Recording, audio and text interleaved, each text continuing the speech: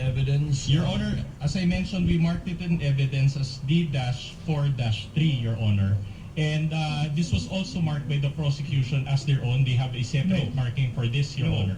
This is part of the 2-hour and so-and-so minute video? Correct, Your Honor. At any rate, Your Honor, if I may be Counsel allowed for to the finish. prosecutor, kindly hold on. At any rate, Your Honor, Counsel for the respondent, Okay. the chair is not yet done. And the annotation below the video, is that part of the marked video? this is part, Your Honor, of a separate exhibit that is also part of the Articles of Impeachment, Annex G, Your Honor. This is Mr. Calilong's own transcription of the video, just to be clarified. on But that who matter. put it there? We just placed it there, Your Honor. So we're making him identify actually the video as well as the appropriate transcription, which are both part of the Articles of Impeachment and Annex G9. Presiding officer will allow it. Witness may answer.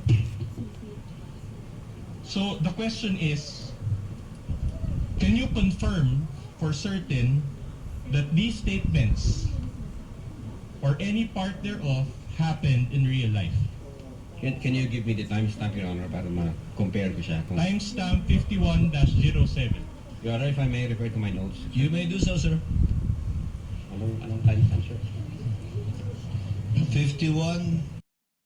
Notes na naman, notes. Notes, palagi na lang notes. 07.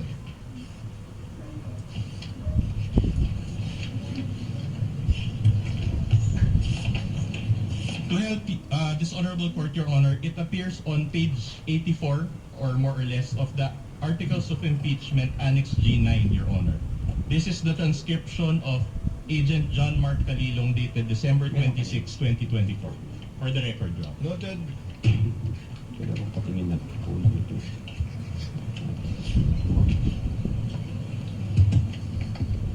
Timestamp doon. Show. Your Honor, in the interest of time, can we confront the witness with our own copy Your own copy of what, counsel? of the Articles of Impeachment Annex G9, Your Honor? Well, assisting counsel for the prosecutor is there. If in case there are any problems, kindly confirm if indeed that is the document being shown to the witness. Wala din siya.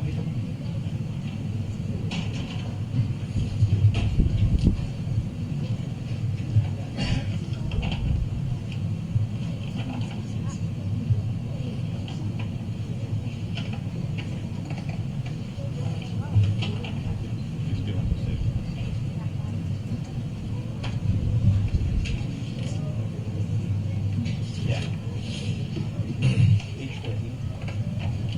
Page 13 of the Affidavit of Transcription. Page 14.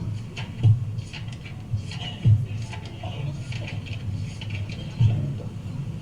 This is page 14. Saan ito?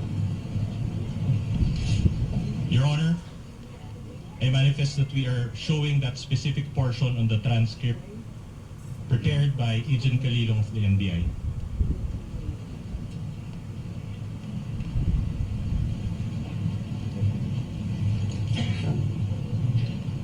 But actually, Your Honor, even without consultation with the transcript, my answer is very simple. I'm just asking Your Honor. My question, I'm sorry, is very simple. My only question is, does he know for certain that these statements or any part of this statement happened in real life? Your Honor, nabasa ko po dito sa copy ko, yung nandiyan dyan. So do you confirm that the statements were made by the Vice President, Mr. Witness? Is here in the transcription, Your Honor, yes. No. My question is not whether she made the statement. My question is, if you know, based on your personal knowledge, if any statement or portion thereof happened in real life. That's the question.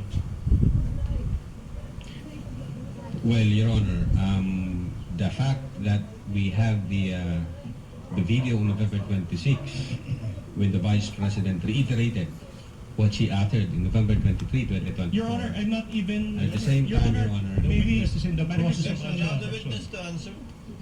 Your Honor, we invited the media personalities who have personal knowledge on that date and on that online press conference.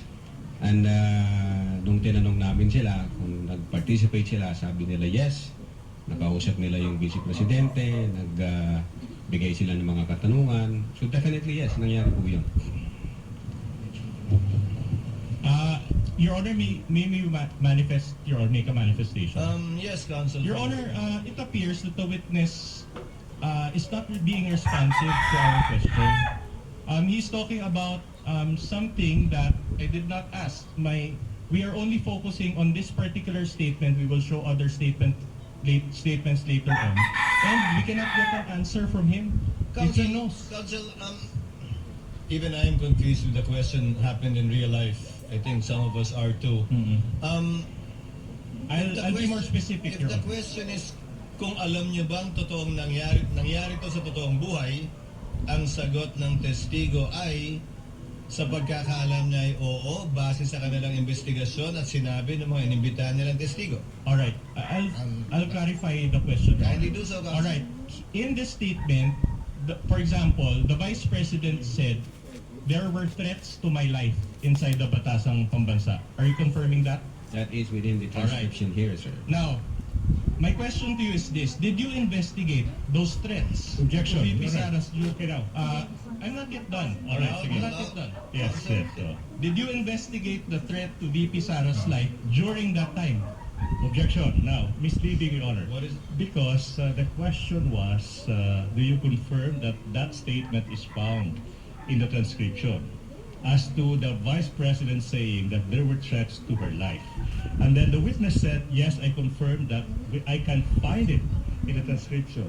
Now the next question of the good counsel is, so did you investigate the threats? That is the classic misleading question. Can we get a Assuming ruling, facts. Your Honor? Counsel, he's a lawyer. Attorney Lotok is a lawyer and he knows exactly what's going on. Attorney Lotok, kindly answer. Yes, Your Honor. What's your answer? What's the question, sir? The question is, she mentioned there about the threats to his life. My question is simple. Did you investigate the threats to VP Sara's life during that time? You mean during the live stream, sir? During that time, correct. During that live stream, she mentioned that there were threats to her life. Well, based on our investigation, nangyari yung live stream between 11 p.m. 22 to 1 a.m. 23.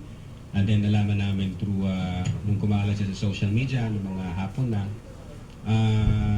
kaya nag-start kami ng investigation. At that time, hindi pa namin alam yung buong laman ng video na yan kasi nag-start pa lang kami. So, I instructed Agent Calilong na siya maging agent on case and then kunin niya yung video, the whole video para sa authentication. Attorney And so Lotok, far, kindly answer the question directly. So I get from your long answer that the answer is no. specifically at that live stream moment, no sir, hindi pa That namin was the alam yun, sir. question of Attorney Binluan. If you investigated at that time, so the answer is no. Yes sir. Okay. But- Please proceed. Ayun, no lang pala ang sasagot niya. Ang haba-haba pa ng haba-haba pa, pinapaikot-ikot niya pa. It's just a simple no. But later on, you said you did an investigation. So are you admitting that there were threats to the life of VP Sara?